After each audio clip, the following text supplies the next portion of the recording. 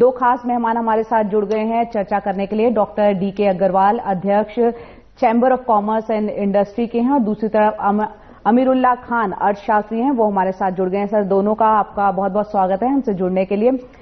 यहाँ पर पहले मैं अमीरुल्लाह खान आपके पास आना चाहूंगी। अब तक के जितने भी वित्त मंत्री ने ऐलान किए हैं, 20,000 करोड़ में से करीब करीब माना जा रहा है 90% के ऐलान हो चुके हैं।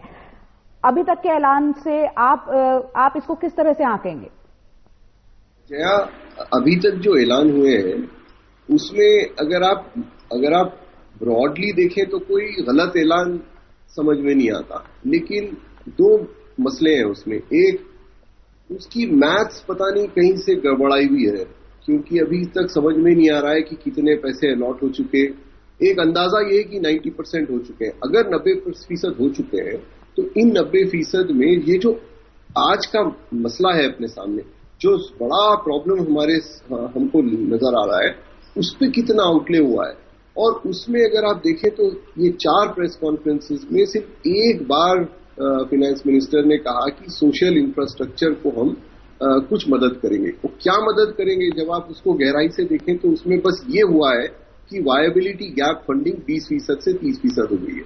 उसके अलावा ये जो हमारे सामने इतना बड़ा मसला मंडला रहा है, उसको एड्रेस किया ही नहीं। तो मुझे जो बेसिक ऑब्जेक्शन है या बेसिक जो मुझे परेशानी खाई जा रही वो ये कि अगर ये 20 लाख करोड़ प्राइम मिनिस्टर ने अनाउंस किया है कि ये कोरोना की लड़ाई के लिए है, तो इसमें से कुछ भी कोरोना की लड़ाई के लिए समझ में नहीं आ रहा है। यानी आपने स्पेस सेक्टर ओपन कर दिया, डिफेंस सेक्टर ओपन कर दिया, लेबर लॉस बदल दिए, इससे कोरोना का क्या ताल्लुक है? इससे ये जो लोग परेशान हैं और घूम रहे हैं, बेघर हैं और जिनको भूख लगी है, इनका क्या हल करना है? ये बुनियादी मसला है। बिल्कुल। जी डीके अग्रवाल साहब, यही सवाल जो अमीरुल्लाह खान साहब उठा रहे थे, मेरा भी आपसे यही इसी के बारे में एक छोटा सा सवाल था कि जो अभी की जरूरत है मजदूर, उनका छिना रोजगार और उनके लिए 2 वक्त का खाना, हाशिए पर पहुंच चुका छोटा उद्योग या फिर जो रेहड़ी पटरी वाले लोग हैं, उनके लिए कोई एक रोड मैप जो तुरंत उन तक राहत पहुंचाए, क्या कुछ ऐसा होता दिखा है? देखिए, जितनी भी अभी अनाउंसमेंट हुई है, एक जो पर्टिकुलर सेकंड जो ट्रांस थी, वो टोटली जो आप बात कर रहे हैं माइग्रेंट लेबर के लिए, रेहड़ी वाले के लिए और मार्जिनल लोगों के लिए वो अनाउंसमेंट थी। तो उसमें जो माइग्रेंट लेबर के लिए जो ये था कि जिनके राशन कार्ड है या नहीं है, उनको 5 किलो राइस या 5 किलो व्हीट और 1 किलो चना उन सभी को मिलेगा। तो आई थिंक कहीं ना कहीं गवर्नमेंट ने अपने पूरे एफर्ट्स किए हैं। और दूसरा, जो स्टेट गवर्नमेंट का जो डिजास्टर रेस्पॉन्स फंड है, उसमें 11,000 करोड़ रुपए जो सेंटर ने दिए थे, और उसको सेंटर ने बोला है कि आप स्टेट गवर्नमेंट को कि आप इसको आप यूज कर सकते हैं माइग्रेंट लेबर के बेनिफिट के लिए। तो मेरा मानना है कि पूरा रेस्पॉन्स गवर्नमेंट ने दिया है। बाकी मैं जो इस पैकेज के बारे में कहना चाहूंगा, जो 20 लाख करोड़ का पैकेज था, इसमें से 8 लाख करोड़ रुपए का तो पहले ही काम हो चुका था। आरबीआई ने जो मेजर अनाउंसमेंट की थी, और 1,17,000 करोड़ का जो गरीब कल्याण योजना में जो फाइनेंस मिनिस्टर ने पैकेज दिया था, उनको सबको मिला के 8 लाख करोड़ का पैकेज पहले ही जा चुका था। और उसके बाद लगभग 10 लाख करोड़ का पैकेज अभी तक आया है। और जैसा कि अभी बोला गया कि आज हमारी काफी उम्मीदें हैं इंडस्ट्री को भी बेनिफिट मिलने की, और इवन जो सेक्टर जो सबसे ज्यादा अफेक्टेड सेक्टर है, हॉस्पिटैलिटी और आपका ये travel tourism sector, even automobile sector, जिसकी हम अभी कोई बात नहीं कर रहे हैं, बट मेरे हिसाब से automobile sector, real estate sector, ये भी काफी अफेक्टेड सेक्टर है। तो मेरा मानना है कि गवर्नमेंट की जो पहली प्रायोरिटी थी, जो मार्जिनल फार्मर्स हैं, जो मार्जिनल लोग हैं, पुअर हैं, नीडी इस समय हैं, जो माइग्रेंट लेबर है, उनके लिए गवर्नमेंट ने पहले भी किया और अभी भी स्टेट गवर्नमेंट के थ्रू भी वो इसका पूरे एफर्ट्स कर रहे हैं। और साथ के साथ जो अनाउंसमेंट्स करी है, जैसे रेहड़ी वालों के लिए उन्होंने किया कि 10,000 रुपए का लोन सभी को मिलेगा, लगभग 50 लाख जो स्ट्रीट वेंडर्स हैं उनको इसका बेनिफिट होने वाला है। ऐसे ही जो छोटे उद्योग हैं, उनको 2% का इंटरेस्ट सबवेंशन उन्होंने 1 साल तक के लिए कंटिन्यू किया है। आई थिंक ये भी एक अच्छा स्टेप है। तो गवर्नमेंट ने कहीं ना कहीं जो इस तरह का तबका है, जो जिन लोगों को सबसे ज्यादा जरूरत है और जो सबसे ज्यादा अफेक्टेड है, उनको उनकी प्रॉब्लम को एड्रेस करने की पूरी कोशिश की है। मिलेगा पहुंचेगा, देखिए मदद यहाँ की पर जाएगी। इस पर हम चर्चा जारी रखेंगे। घोषणाएं कई हुई हैं, लेकिन जमीनी स्तर पर कितना दरअसल फायदा पहुंच रहा है, और जो घोषणाएं हुई हैं ज्यादातर माना जा रहा है वो लॉन्ग टर्म यानी आगे भविष्य के लिए। हमारे दो मेहमान हमारे साथ बने हुए हैं, सीधे उनके पास चलते हैं। आमिरुल्लाह खान हैं अर्थशास्त्री, उनसे एक छोटा सा सवाल है। आमिर साहब, अग्रवाल जी कह रहे थे कि काफी कुछ किया गया है, 5 किलो अनाज, 1 किलो चना। मुझे नहीं लगता कि यह बहुत ज्यादा काफी है, लेकिन क्या जमीन पर मिला, इस पर भी सवाल है। मेरा सवाल आपसे दूसरा था।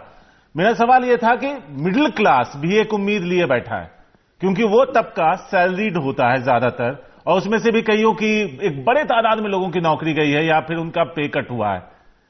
उनके लिए क्या कुछ होगा? अभी तक तो इसका कोई अंदेशा नहीं लगता, क्योंकि कुछ अनाउंसमेंट तो हुआ नहीं।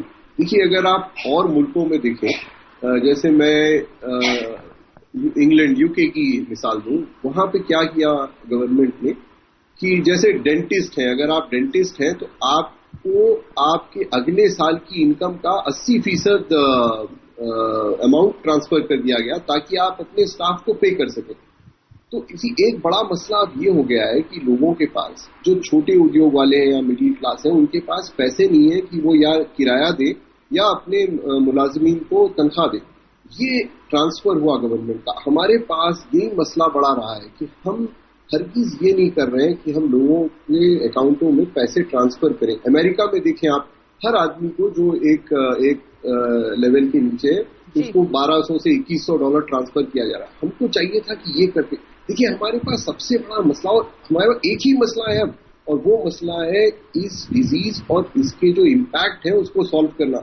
हमारे पास बहुत जिंदगी पड़ी है कि हम लेबर लॉ भी चेंज कर लें और कोल माइनिंग के लॉज भी चेंज कर लें और स्पेस सेक्टर भी इंप्रूव कर लें।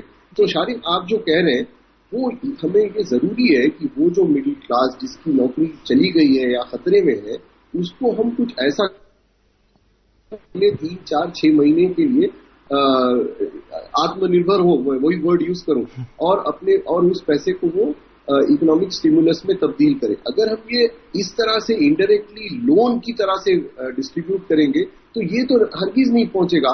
हम समझ ही नहीं रहे कि हमारा अहम और इमीडिएट मसला क्या है। बिल्कुल अमीरुल्लाह खान, जो आपने बात की कि लोन की तरह से दिया जा रहा है, यही बात राहुल गांधी कह रहे हैं कि जब माँ जो है वो अपने बच्चों को जब मदद करती है वो उनको कर्ज नहीं देती है, ये बात उन्होंने कही। अग्रवाल साहब, आपसे समझना चाहेंगे, हम छोटे और मझोले उद्योगों की बात करें, यहाँ पर 3 लाख करोड़ का अतिरिक्त कर्ज लेने के लिए कोलैटरल फ्री की बात की गई थी। हम जानते हैं मजदूर जो है पलायन कर रहे हैं, बहुत से लोगों की नौकरियां चली गई हैं, और आय नहीं होगी लोगों की तो जाहिर सी बात है खरीदार भी नहीं होंगे। तो वो जो अतिरिक्त लोन है उसका इस्तेमाल कैसे होगा? देखिए, जो अभी सबसे बड़ी बिजनेस की प्रॉब्लम थी वो लिक्विडिटी की थी, क्योंकि इन 2 महीने के अंदर जो पिछले लॉकडाउन के हमें अभी गए हैं, इसके अंदर कोई सेल नहीं हुई और कलेक्शन भी जो कस्टमर से वो नहीं आया, कोई प्रोडक्शन नहीं हुआ और खर्चे आपके बरकरार रहे। तो कहीं ना कहीं लिक्विडिटी की एक बहुत बड़ी प्रॉब्लम थी, और इतनी प्रॉब्लम थी कि मार्च की सैलरी देने के बाद अप्रैल की सैलरी देने के लिए लोगों के पास पैसे नहीं थे, बिजनेस के पास। तो ऐसे टाइम में एक तरीका ये हो सकता था कि आप सैलरी गवर्नमेंट डायरेक्ट एम्प्लॉइज को दे दे या 75% रिएम्बर्स कर दे बिजनेसेस को। गवर्नमेंट ने ऐसा नहीं किया, उन्होंने लिक्विडिटी बिजनेसेस को दी है। और जो ये 3 लाख करोड़ की जो स्कीम आई है, इसके अंदर जो भी आपका 29 फरवरी 2020 को जो आपका लोन आउटस्टैंडिंग था, उसका 20% तक आपको लोन एक्स्ट्रा मिल सकता है as a emergency credit line. तो मेरा ये मानना है कि ये भी एक बहुत अच्छा कदम है, क्योंकि बहुत सारी चीजें जो इस गवर्नमेंट ने अभी करी है, पॉलिसी रिफॉर्म्स, उसके साथ साथ लिक्विडिटी देना और उसके साथ साथ कुछ रिलीफ भी देना, तो ये एक बड़ा जुडिशियस मिक्स था। और जो ये 20 लाख करोड़ का जो पैकेज की हम बात कर रहे हैं, इसमें से अभी हमने जो हमारी एक रफ कैलकुलेशन है जिसके हिसाब से 4 लाख से 4.5 लाख करोड़ का कैश गवर्नमेंट की एक्सचेकर से जाएगा। तो मेरा मानना है कि एक इकोनॉमी जिसमें 85% पब्लिक डेट है जीडीपी का, और ऐसे केस में आपको बहुत तरीके से चलना पड़ेगा। सेकंड, आपका एक ये भी जो सबसे बड़ा सवाल है कि अभी हम कोविड की बीमारी से खत्म नहीं हुए हैं, अभी कोविड की बीमारी कंटिन्यूड है, और ये अभी सेकंड वेव, थर्ड वेव, कल को कुछ भी प्रॉब्लम अग्रवाल साहब, वक्त की थोड़ी तो कमी है, यहाँ आपको हम रोकेंगे। अब से कुछ ही देर में वित्त मंत्री प्रेस कॉन्फ्रेंस करने जा रहे हैं और ये सीधी तस्वीर हम दिखा रहे हैं उस प्रेस कॉन्फ्रेंस जहां पर शुरू होने जा रही है और साथ में वित्त राज्य मंत्री अनुराग ठाकुर भी मौजूद होंगे। जल्द लौटे हैं, फिलहाल ले लेते हैं एक छोटा सा ब्रेक। नमस्कार, 11 बजे की खबरों में आपका बहुत बहुत स्वागत है। मैं हूं आपके साथ जया कौशिक त्रिवेदी। तो अब से कुछ ही पलों बाद वित्त मंत्री निर्मला सीतारमण एक प्रेस कॉन्फ्रेंस करने जा रही हैं जिसमें वो 20 लाख करोड़ रुपए के पैकेज की 5वीं और अंतिम किस्त की जानकारी देंगी। पिछले 4 दिनों से वो लगातार इस पैकेज से जुड़ी जानकारियां दे रही हैं। कल की अगर बात करें शनिवार की, तो वित्त मंत्री ने चौथी किस्त का जो ऐलान किया, इसमें कोयला, रक्षा विनिर्माण, विमानन, अंतरिक्ष और इसके अलावा बिजली वितरण जैसे क्षेत्रों में रिफॉर्म पर जोर दिया गया। आपको बता दें कि प्रधानमंत्री ने कोविड-19 से प्रभावित अर्थव्यवस्था को उबारने के लिए 20 लाख करोड़ रुपए के आर्थिक पैकेज की घोषणा की थी और वित्त मंत्री निर्मला सीतारमण आज इसी पैकेज की 5वीं किस्त का ब्यौरा देंगी और उनके साथ होंगे वित्त राज्य मंत्री अनुराग ठाकुर। अब यहां देखना ये होगा कि किस तरह से जो है आज किन किन क्षेत्रों में ऐलान हो सकता है। हमारे साथ 2 खास मेहमान लगातार बने हुए हैं, अर्थशास्त्री भी हैं और साथ में दूसरे खास मेहमान भी अग्रवाल साहब भी हमारे साथ जुड़े हुए हैं। यहां पर अमीरुल्लाह खान जी, आपसे ये जानना चाहेंगे कि आपको क्या लग रहा है, क्योंकि 90% जो है 20,000 करोड़ में से उसका ऐलान वित्त मंत्री कर चुकी हैं। दूसरा, आज अब वो कौन से सेक्टर बचे हुए आपको लग रहे हैं जिनमें कि ऐलान हो सकता है? हमारे सहयोगी हिमांशु शेखर बता रहे थे कि होटल इंडस्ट्री जो है वो काफी ज्यादा प्रभावित है। इसके अलावा बड़े उद्योग जो है उनको लेकर ऐलान हो सकता है और एक्सपोर्टर्स को लेकर भी ऐलान हो सकता है। आप क्या उम्मीद रख रहे हैं आज की इस आखिरी प्रेस कॉन्फ्रेंस से, जो कि 20,000 करोड़ को ब्रेकअप दे रही हैं वो वित्त मंत्री? उम्मीद तो मेरी ये है कि अब हम फाइनली उन गरीबों की तरफ देखें जिनको डायरेक्ट इम्पैक्ट हो रहा है। देखिए, हम अगर बार बार उद्योग की तरफ से देखें, हम अगर बार बार सप्लाई की तरफ से देखें, तो ये स्टिमुलस कभी काम नहीं करेगा। ये पिछले दिनों भी नहीं करा, अब भी नहीं करेगा। हमको चाहिए कि हम उन लोगों की मदद करें जो उन होटल में जाके कस्टमर बनेंगे, जो जाके काम करेंगे एक्सपोर्ट यूनिट्स में। तो ये जरूरी है कि हम थोड़ा सा लोन से हटके, देखिए ये लोन वाली जो फितरत है ये बड़ी पुरानी है। ये गांव का लाला किया करता था कि आप परेशान हैं, आपके पास आके कहता ये लो थोड़ा सा और लोन ले लो, ये मैं तुमको लंबे अरसे के लिए दे दूंगा, और वो उस लोन से लोग और परेशान हो जाते। अब आप सोचिए, अगर मैं रेहड़ी चला रहा हूं, मुझे 10,000 रुपए का लोन मैं कहां से लूंगा, क्यों लूंगा? हमको क्या खबर ही नहीं है हम अपने लोगों की कि वो किस हालत में रहते हैं। उनको पैसे चाहिए, उनको लोन, उनको इंटरेस्ट सबवेंशन, उनको एफडीआई की लिमिट, इनसे क्या मतलब है? अभी मुझे ये लग रहा है कि हमको ये समझ में नहीं आ रहा है कि हम कितनी बड़ी वबा से परेशान है। ये बहुत बड़ा प्रॉब्लम है हमारे साथ, ऐसा शायद हिस्ट्री में कभी नहीं हुआ। इसीलिए हमको चाहिए कि हम अपना दिल खोलें और ज्यादा जेनरस हो। अगर अब नहीं देंगे तो हम कब देंगे? बिल्कुल। अमीरुल्लाह खान, यहाँ वीरेंद्र यादव कह रहे थे कि एक पेशेंट है वो आईसीयू में है और आप उसको च्यवनप्राश देने की कोशिश कर रहे हैं। फिलहाल जो घोषणाएं वो ऐसी हो रही हैं। अग्रवाल साहब, जो अमीरुल्लाह खान साहब जिन बातों का जिक्र कर रहे थे, क्या आप उनसे सहमत हैं? क्योंकि नीड ऑफ द आवर जो है वो उन तक मदद पहुंचाने की है जिनके पास अब खाना नहीं है। तो लोन के तौर पर दिया गया पैसा मिलेगा कब, और उसके बाद उससे होगा क्या? तब तक शायद उनकी हालत ऐसी हो जाए शायद वो खड़े होने की स्थिति में ना हो। नहीं, मैं इस बात से बिल्कुल सहमत हूं कि जितनी भी अनाउंसमेंट्स अभी हुई है जो गरीब लोगों के लिए, माइग्रेंट लेबर के लिए, उन सभी अनाउंसमेंट्स का प्रैक्टिकल इम्प्लीमेंटेशन, एग्जीक्यूशन होना बहुत जरूरी है ग्राउंड लेवल के ऊपर। क्योंकि अभी भी काफी जैसे रियायतें दी गई है, काफी स्कीम अनाउंस की गई है उन लोगों के लिए, बट वो ग्राउंड लेवल पे उसका एग्जीक्यूशन बहुत जरूरी है। अगर वो बेनिफिट उनको नहीं मिला तो सारा जितनी भी अनाउंसमेंट हुई है उसका कोई बेनिफिट नहीं होगा। साथ के साथ मैं ये कहना चाहूंगा कि आज जो हमारी एक्सपेक्टेशन है, क्योंकि अभी बैंकिंग सेक्टर में काफी स्ट्रोंग करने की जरूरत है, उनकी कैपिटलाइजेशन करने की जरूरत है।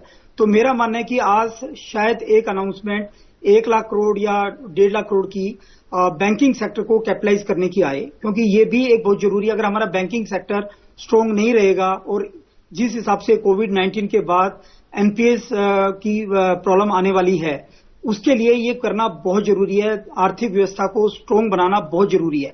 और साथ के साथ मैं कुछ जैसे टूरिज्म सेक्टर के लिए, हॉस्पिटैलिटी के लिए, रियल एस्टेट के लिए, ऑटोमोबाइल्स के लिए, मिडिल क्लास के लिए, एक्सपोर्ट इंडस्ट्रीज के लिए, एक्सपोर्टर्स के लिए, इनके लिए भी आज हम कुछ राहत की उम्मीद कर रहे हैं।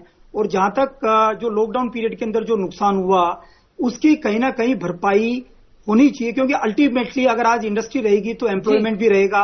अदरवाइज अनएम्प्लॉयमेंट की प्रॉब्लम बहुत बड़ी हो सकती थी, लेकिन इसके लिए ये बहुत जरूरी है कि इंडस्ट्री को ये सब राहत दी जाए ताकि वो एम्प्लॉयमेंट की प्रॉब्लम भी ना आए।